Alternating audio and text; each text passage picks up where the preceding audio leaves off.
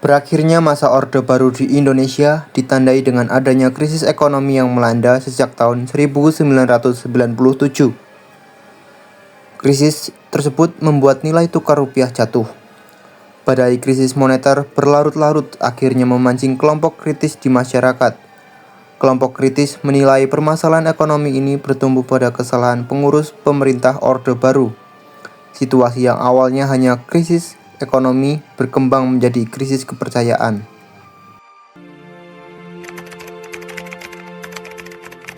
Selanjutnya, kepercayaan terhadap pemerintah menurun, sehingga memicu kerusuhan, demonstrasi besar, bahkan penjarahan terutama di Jakarta. Kemarahan masyarakat terutama di kalangan mahasiswa semakin menjadi setelah Soeharto dicalonkan kembali sebagai Presiden Republik Indonesia pada pemilu ke-6. Para mahasiswa akhirnya menuntut adanya reformasi pada tahun 1998. Reformasi ini memiliki beberapa tuntutan penting seperti: pertama, penghapusan difusi ABRI; kedua, penurunan maupun pengadilan terhadap Soeharto dan kroni-kroninya; ketiga, penghapusan praktik korupsi, kolusi, dan nepotisme atau yang lebih dikenal sebagai KKN; keempat, penegakan supremasi hukum; kelima, amandemen Undang-Undang Dasar 1945; dan yang keenam, pelaksanaan otonomi daerah seluas-luasnya. Pada Mei 1998 terjadi tragedi Trisakti.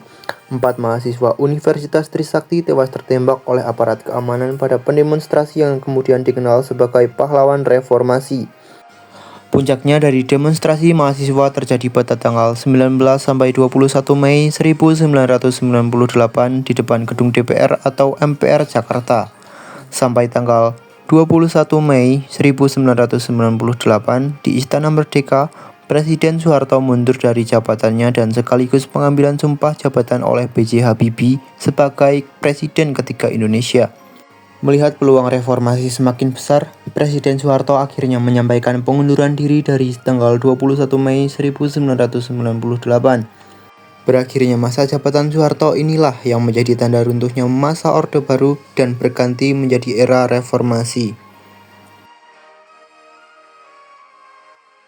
Saya memutuskan untuk menyatakan berhenti dari jabatan saya sebagai Presiden Republik Indonesia terhitung sejak saya bacakan pernyataan ini pada hari ini, Kamis 21 Mei 1998. Sekian materi lahirnya masa reformasi yang dapat saya sampaikan. Semoga bermanfaat dan terima kasih.